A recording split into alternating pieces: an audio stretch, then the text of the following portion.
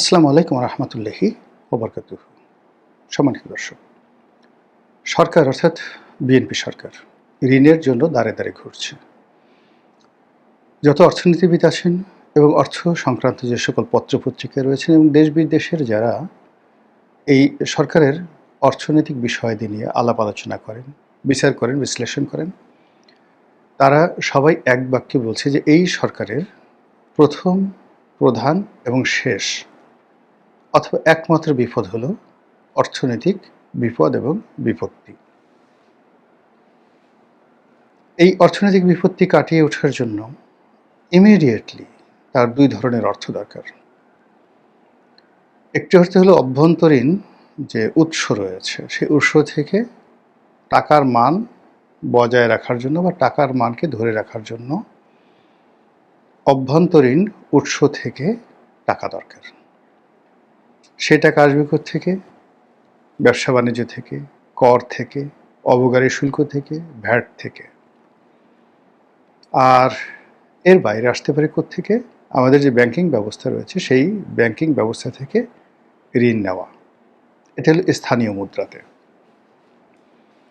আর বিদেশের সাথে যে ব্যবসা বাণিজ্য সেই ব্যবসা বাণিজ্যে ভারসাম্য রক্ষা করা, বাংলাদেশি মুদ্রার সঙ্গে বিদেশি মুদ্রার যে মূল্য, এই মূল্যর একটা ভারসাম্য রক্ষা করা।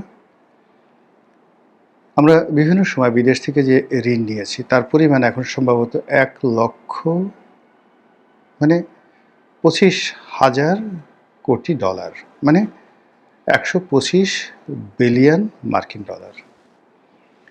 তো এই ১২৫ বিলিয়ন মার্কিন ডলারের যে ঋণ, এটার কিস্তি পরিশোধ করা, এটার সুদ পরিশোধ করা, এজন্য আমাদের আসলে বৈদেশিক মুদ্রা দরকার। এখন সেই বৈদেশিক মুদ্রার কোনো অবস্থাতেই এখন ৩৫ বিলিয়ন বা ৩০ বিলিয়ন ডলার আছে, এটা সমস্যা নয়। সমস্যা হলো এই ট্রানজ্যাকশনটা নিয়মিত হওয়া দরকার। সেই নিয়মিত হওয়ার জন্য যেমন ধরুন গার্মেন্টস আমরা এক্সপোর্ট করছি, তো সেই এক্সপোর্ট দিয়ে আমাকে আবার লোকালি ধরুন একটা গার্মেন্টস ১০০ কোটি ডলারের এক্সপোর্ট করেছে। এখন এই ১০০ কোটি ডলারের সমপরিমাণ বাংলা টাকা আমাকে তাকে দিয়ে দিতে হচ্ছে। আবার এই সমপরিমাণ টাকা যেগুলো সে বিদেশ থেকে এলসির মাধ্যমে পণ্য আমদানি করেছে সেটার পরিশোধ করতে হচ্ছে। ফলে এখান থেকে আসলে তার যে লাভ, সেটা বৈদেশিক মুদ্রায় লাভ নয়, এটা ট্যাক্স, ভ্যাট, এআইটি এই সংক্রান্ত যে আয় করেছে সেই আয়টা স্থানীয় মুদ্রায় কাউন্ট হবে, বৈদেশিক মুদ্রায় কাউন্ট হবে না। স্থানীয় বাজার থেকে বৈদেশিক মুদ্রা কিনে নিয়ে ব্যাংক রিজার্ভ করে, কিন্তু এটা একটা জটিল বিষয় যেটা এখানে বলতে গেলে আরও সময় দরকার হবে। ২ নম্বর হলো যে এই বিদেশ থেকে আমাদের যে ফরেন কারেন্সি আসছে, রেমিটেন্স আসছে, এখন ধরুন মাসে ২ বিলিয়ন ডলার এলো, বছরে ২৫ বিলিয়ন বা ৩০ বিলিয়ন ডলার এলো। এটা বাংলাদেশ ব্যাংক এটা রেখে এটা সমপরিমাণ অর্থ সে করে কি সেন্ট্রাল ব্যাংক থেকে বা শিডিউল ব্যাংক থেকে যাদের নামে এই টাকা পাঠানো হয় তাদের অ্যাকাউন্টে ট্রান্সফার করে। আচ্ছা, তো এই টাকাগুলো দিয়ে সে করে কি ব্যালেন্স অফ পেমেন্ট করতে পারে। কিন্তু যেই জায়গাগুলোতে ভর্তুকি দেওয়া দরকার হয়, যেমন ডিজেলে ভর্তুকি দেওয়া হচ্ছে, সারে ভর্তুকি দেওয়া হচ্ছে, কৃষিতে ভর্তুকি দেওয়া হচ্ছে, এরকম আরও অনেক ভর্তুকি দেওয়া হয়, এই ক্ষেত্রে বিদেশি মুদ্রার দরকার হয়। আর যেগুলোতে মানে যে সকল ভর্তুকির সাথে আসলে বিদেশি মুদ্রা জড়িত, তো ওখানে কি হচ্ছে ব্যালেন্স অফ পেমেন্টে ওখানে যে একটা ডেপ্রিসিয়েশন থাকে, অভাব থাকে, সেই অভাবটা পূর্ণ করার জন্য আমাদের এখানে কি করতে হয়, এই যে রেমিটেন্স আসছে, এক্সপোর্টের যে যাকে বলা হয় আমাদের লাভ হচ্ছে, তারপর বিদেশ থেকে যে লোন পাচ্ছি, এইগুলোর মাধ্যমে একটা ফান্ড তৈরি করতে হয়, যে ফান্ড দিয়ে মূলত আমাদের এই যে ব্যালেন্স অফ পেমেন্ট বিদেশি মুদ্রা থেকে স্থানীয় মুদ্রা আর বিদেশি মুদ্রার যে সকল পণ্য এবং সেবাতে আমাদের ভর্তুকি দিতে হচ্ছে, সেইগুলোতে ব্যালেন্স অফ পেমেন্ট করতে হয়। তো সেই সকল ব্যালেন্স অফ পেমেন্ট করতে গিয়ে এই মুহূর্তে ডলারের মারাত্মক ক্রাইসিস, আর স্থানীয় মুদ্রার ক্রাইসিস আরও বেশি। এখন সরকার এই পরিস্থিতি সামাল দেওয়ার জন্য যদি ঘন ঘন মুদ্রা ছাপায়, টাকার মূল্য এমন পর্যায়ে চলে আসবে যে 1 কেজি চালের জন্য হয়তো আপনাকে 1 কেজি টাকা দেওয়া লাগতে পারে। এরকম বহু ঘটনা, জার্মানিতে এই ঘটনা ঘটেছে। প্রথম মহাযুদ্ধের পরে জার্মানির যে মুদ্রা, জার্মানির মুদ্রা, এটার মূল্য এমন পর্যায়ে কমে গেল যে পণ্যের বিনিময়ে ওজন করে টাকা দেওয়া হতো। এরকম একটা অবস্থা তৈরি হয়েছিল। সেই অবস্থা কিন্তু এখন বাংলাদেশে যে হবে না, এ কথা বলা যাচ্ছে না। তো এই যে পরিস্থিতি, এই পরিস্থিতির জন্য আপনি যাকেই দায়ী করেন, মানে আওয়ামী লীগকে তো অবশ্যই দায়ী করতে হবে, বিকজ 17 বছর ধরে তারা এই অর্থনীতিটা চালিয়ে আসছিল। এবং সেই সময়টিতে অর্থনীতির যে কয়েকটি সূচক, সেই সূচকগুলো ফলিয়ে ফাঁপিয়ে দেখা হতো, যেমন জিডিপি। তো জিডিপিতে তারা প্রচুর পরিমাণ হাঙ্কি পাঙ্কি যেটিকে বলা হয়, গোঁজামিল দিত। তারপর তাদের যে বৈদেশিক মুদ্রার রিজার্ভ, এখানেও প্রায় $10 বিলিয়ন হিসাবের গরমিল ছিল, এবং এটা এখনও পর্যন্ত সরকার টেনে যাচ্ছে টিল নাও। এখন সরকার বলছে 35 বিলিয়ন বা 33 বিলিয়ন ডলার আছে আকুর পরিশোধ করার পর, কিন্তু যদি ওই $10 বিলিয়ন বাদ দেয় তাহলে আইএমএফের হিসাব অনুযায়ী $22 বিলিয়ন বা $21 বিলিয়ন থাকে রিজার্ভ। এ গেল দুটো। 3 নম্বর হলো যে এই জাতীয় বাজেট, সরকারকে বাহাদুরি দেখানোর জন্য বিশাল একটা বাজেট তৈরি করা হতো, এবং এই বছর সেই বাজেটটা আরও সীমা অতিক্রম করে 9 লক্ষ কোটি টাকার একটি বাজেট প্রণয়ন করা হবে। এখন এই 9 লক্ষ কোটি টাকা সরকার কোত্থেকে আনবে? তাদের ঋণ করে বিদেশ থেকে আনতে হবে একটি অংশ, ট্যাক্স কালেকশন করতে হবে আরেকটি অংশ, আর স্থানীয় ব্যাংক থেকে লোন নিতে হবে, এবং কেন্দ্রীয় ব্যাংক সেই বিভিন্ন রকম বন্ড ছেড়ে সরকারকে কিছু টাকা ঋণ দেবে। কিন্তু যেভাবেই হোক না কেন, আপনি গত অর্থ বছরে ট্যাক্স, ভ্যাট মানে আয়কর, ভ্যাট এবং অবকারী এবং শুল্ক, এই 4টি ক্ষেত্রে আসলে কত ইনকাম করা হয়েছে, সব মিলিয়ে সরকারের যে টার্গেট ছিল ধরুন আনুমানিক 4 লক্ষ কোটি টাকা, এটার বিপরীতে 1.25 লক্ষ কোটি টাকা কম আদায় হয়েছে। এই বছর যে লক্ষ্যমাত্রা যদি 5 লক্ষ কোটি টাকা দেওয়া হয়, তো যেখানে 4 লক্ষ কোটি টাকার লক্ষ্যমাত্রা অর্জন না করে যেখানে 125 কোটি টাকা, 1,25,000 কোটি টাকা কম আদায় হয়েছে, সেক্ষেত্রে চলমান অর্থ বছরে যে অর্থনৈতিক মন্দা, শিল্প কলকারখানা যেভাবে বন্ধ হয়ে গেছে, আয়কর যেভাবে একেবারে কমে গেছে, সরকার প্রাণান্ত চেষ্টা করবে গ্রামে গঞ্জে ছড়িয়ে পড়ার জন্য, ওখানে হাহাকার তৈরি হয়ে যাবে। গ্রামে হয়তো কেউ একটা মুদির দোকান দিচ্ছে, তো তার কাছে গিয়ে আয়করের লোক দাঁড়ালো, এত লোক বলতো নাই। এখন উপজেলাতে, একটা উপজেলাতে কয়জন লোককে আপনি খুঁজে পাবেন?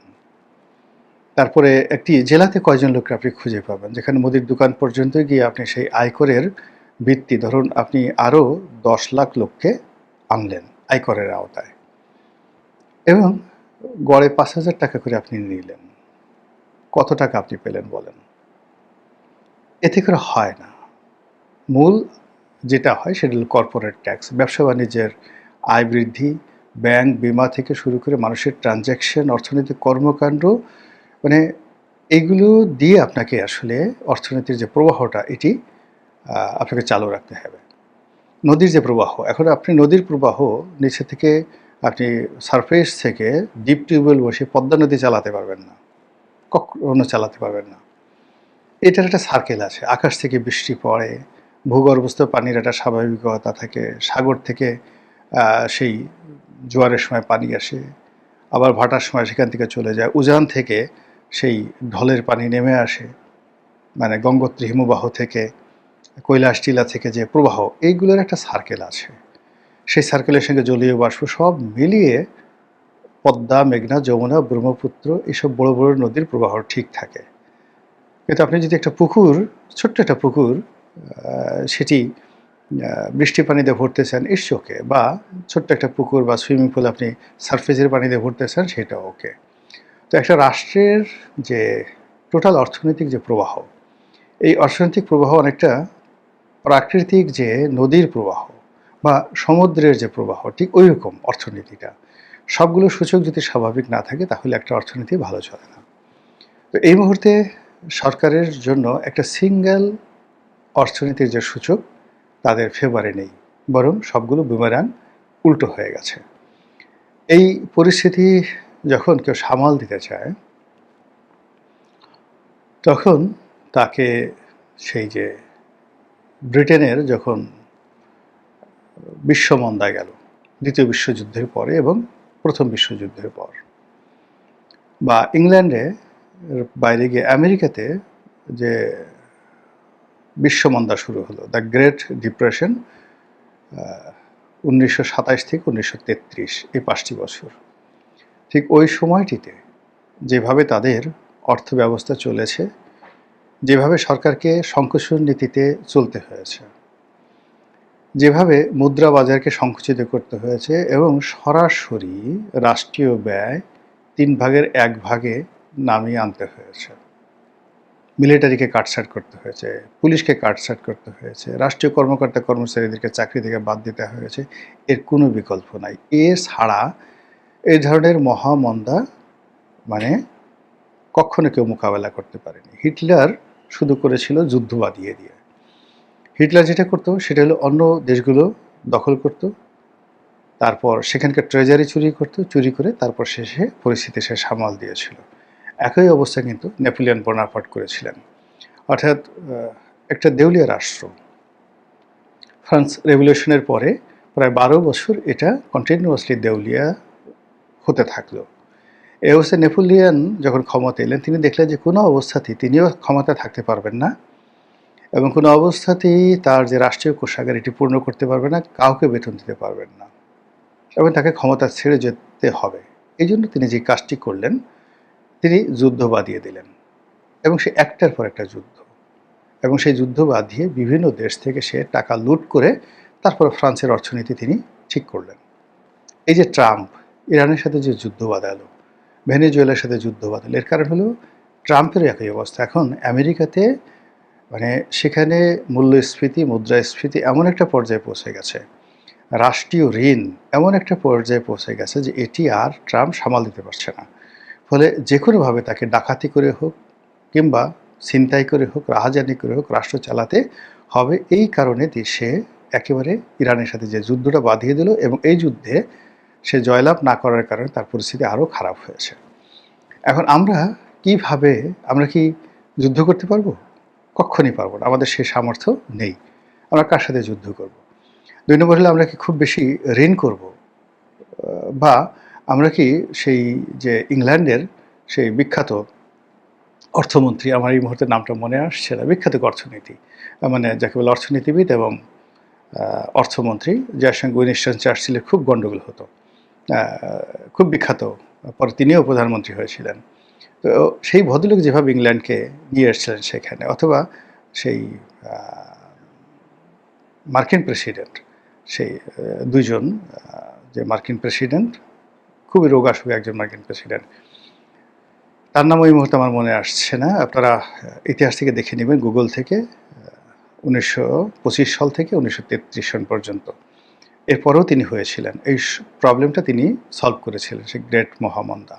তো ওইরকম যদি আপনার রাজনৈতিক জ্ঞান না থাকে, নেতৃত্বের গুণাবলী না থাকে এবং আপনি যদি খুব সাহসী না হন এবং নিজে একেবারে জাহান্নাম জান্নাতের মাঝেও যে আমি যে কোনো সময় পড়ে যেতে পারি, এরকম একটা যদি দৃঢ়তা না থাকে, আপনি কখনো এই অবস্থা মোকাবেলা করতে পারবেন না। তো এই যে কারণে সরকারের যে এই যে বর্তমানে একটা সময় যাচ্ছে, সে ঋণের জন্য IMF-এর কাছে যাচ্ছে, ঋণের জন্য বিশ্বের অন্যান্য সংস্থার কাছে যাচ্ছে, সে আমেরিকাকে দোয়াজ করছে, ভারতকে খেপাতে চাচ্ছে না, চীনের সাহায্য চাচ্ছে, কিন্তু এখনও পর্যন্ত গত 2 মাসে কোনো একটা জায়গাতে একটা সিঙ্গেল যাকে বলা হয় সরকারের জন্য এমন কোনো সুসংবাদ আসেনি যে সুসংবাদের ভিত্তিতে সরকার একেবারে চোখ বুজে সময় পার করতে পারে। আমরা সুখে থাকতে চাই, শান্তিতে থাকতে চাই, আমাদের দেশটা ভালো চলুক। যারা অন্যায় করেছেন তাদের সমালোচনা করে আল্লাহ তাদেরকে হেদায়েত দান করুন। আর এখন আমরা আয় বুঝে ব্যয় করব যার যার অবস্থান থেকে। এই রাষ্ট্রকে আমরা সাহায্য করব, সহযোগিতা করব সবাই, জ্ঞান দ্বারা, বুদ্ধির দ্বারা, কিন্তু রাষ্ট্রের যেন ক্ষতি না হয় এই কাজ আমরা কখনোই করব না। আল্লাহ বর্তমান যারা রাষ্ট্র চালাচ্ছেন তাদেরকে হিদায়াত দান করুন। আসসালামু আলাইকুম ওয়া রাহমাতুল্লাহি ওয়া বারাকাতুহু।